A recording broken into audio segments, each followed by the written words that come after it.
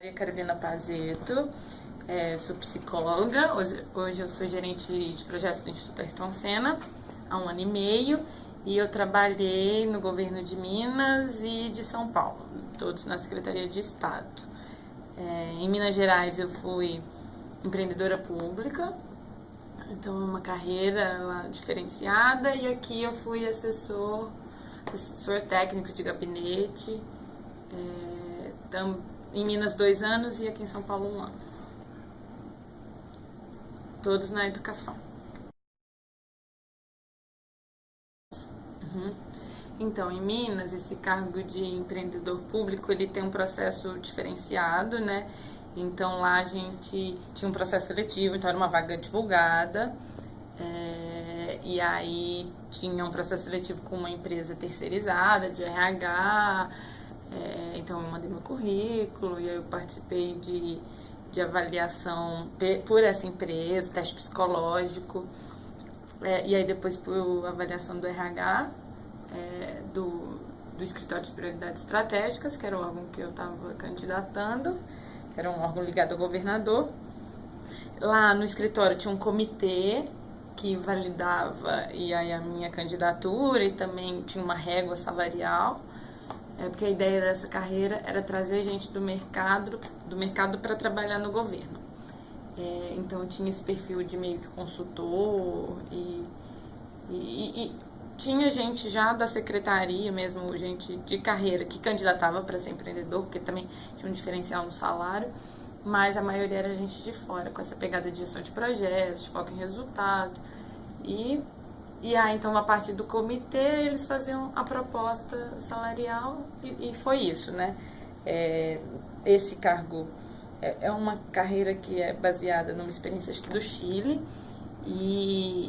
e aí, então, o governador, ele abre mão de alguns cargos, né, de comissionados para que tenha um processo seletivo, técnico, sem passar perto dessas coisas de clientelismo, de favorecimento, que a gente acho que vai falar mais lá no final.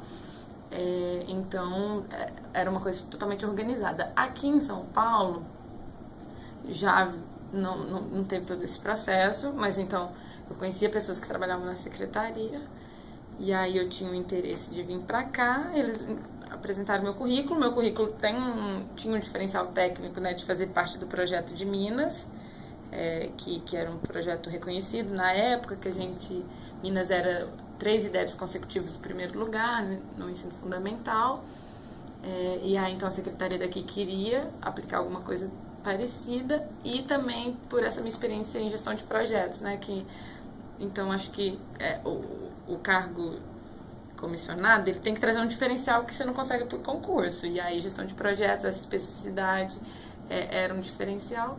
E aí eu fiz entrevista com uma assessora do secretário e foi isso. Então já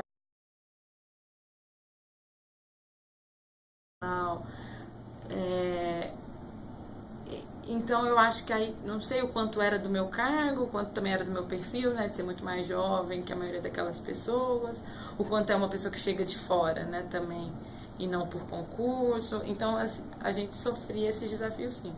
Aqui em São Paulo, eles perguntavam, então, que curso que a gente tinha feito, por que a gente estava lá, e tinha uma resistência a gente achando que a gente vinha de fora, que a gente era intruso, que não sabia a quais interesses a gente estava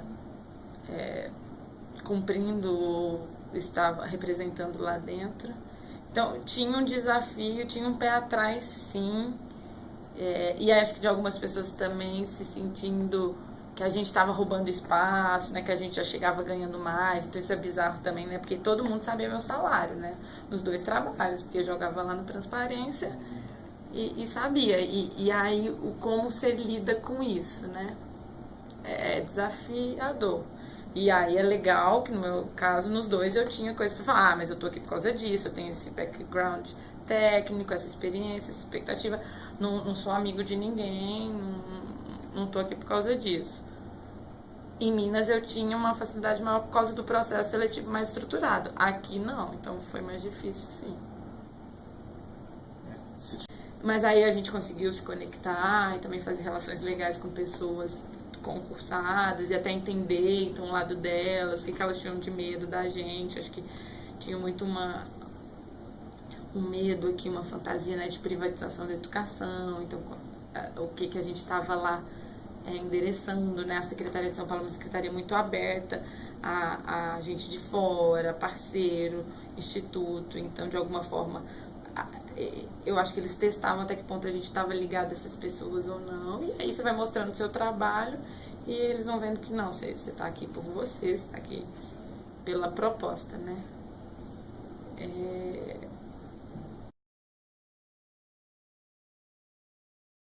Então,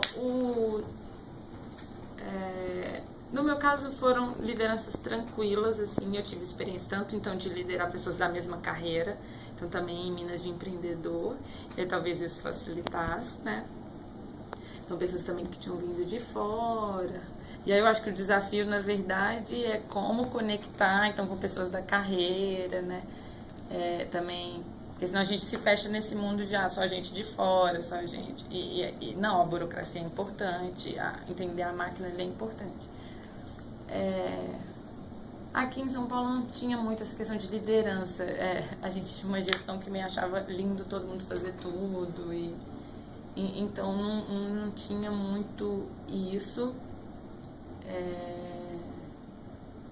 Mas de alguma forma, quando a gente precisava fazer, era tranquilo porque era legitimado, né? E aí tem esse outro lado. Então, aqui, por exemplo, então, eu era assessor técnico do secretário, do gabinete. Então, de alguma forma, é legitimada a sua liderança, porque você é assessora do secretário, né? É legitimado oficialmente, funcionalmente ali o cargo. Aí você tem que conquistar a parte mais pessoal e tal, de como. E aí eu acho que esse que é o desafio, né? Como que legitima o porquê que você tá ali e você não é uma pessoa de carreira, você não estudou tanto quanto ele, que fez um concurso. Mas aí também você tem que mostrar resultado e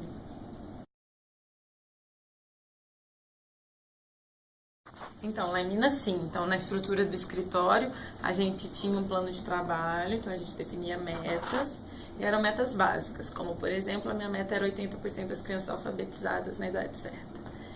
E então eu tinha metas individuais, metas coletivas, metas, né, ligadas ao planejamento estratégico. Eu trabalhei em Minas na época que tinha acordo de resultados, então muito fruto do choque de gestão. Então isso tinha, a gente acordava todo dia sabendo que a gente estava ali para fazer Minas ser o melhor estado para se viver. Então isso era muito claro, era muito objetivo e eu achava super legal. Então eu tinha as minhas metas, no final do ano eu sabia que eu teria a possibilidade de um 14º salário por causa desse acompanhamento, e aí a gente tinha acompanhamento do tutor, do RH, acompanhamento dos meus gestores, e eu achava legal, assim. E aí, então, esses indicadores mais finalísticos, tinha indicadores de processo, entrega, produto, eu gostava bastante. Aqui em São Paulo não tinha nada disso, então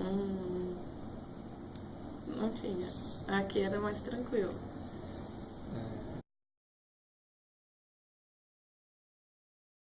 E ainda assim, o pessoal falava que, por exemplo, às vezes tinha. Alguém ligava e falava, eu quero indicar tal pessoa. Tá, pode indicar, mas ele vai participar de todo o processo. Então, de teste psicológico, e teste psicológico super exigente, assim. Teste psicológico, da entrevista com RH. Então, acho que aí já barra algumas coisas, né? Aqui em São Paulo, por não ter isso, eu sofria. Então, assim, tinha gente que tinha certeza que eu era amiga de tal pessoa, ou que eu tinha uma relação com tal lugar, aí já tinha surgido isso, gente, cuidado com essas pessoas que vieram de fora, a gente não sabe a quem eles estão respondendo aqui dentro. Então, tinha um medo, uma coisa que pairava assim. E aí pra gente que é técnico e que quer estar ali cumprindo, né, uma atividade técnica é difícil. E aí eu acho que isso demanda então processos mais estruturados, como que a gente consegue divulgar, dar mais transparência para isso. Porque tem um tanto de gente que trabalha lá em cargo comissionado de livre nomeação e que é super técnico e que chegou lá num processo seletivo organizado como em outro qualquer, ou até mesmo com uma indicação, mas uma indicação de currículo técnico, né? Então, como que a gente dá mais legitimidade para isso? Acho que é com mais transparência no processo, né?